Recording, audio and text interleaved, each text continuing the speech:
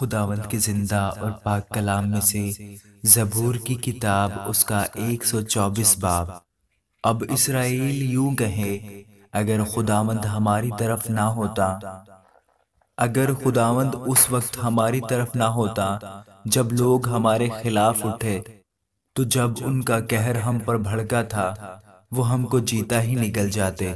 اس وقت پانی ہم کو ڈبو دیتا اور سیلاب ہماری جان پر سے گزر جاتا۔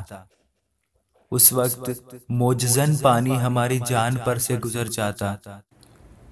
خداوند مبارک ہو جس نے ہمیں ان کے دانتوں کا شکار نہ ہونے دیا۔ ہماری جان چڑیا کی مانند چڑی ماروں کے جال سے بچ نکلی۔ جال تو ٹوٹ گیا اور ہم بچ نکلے۔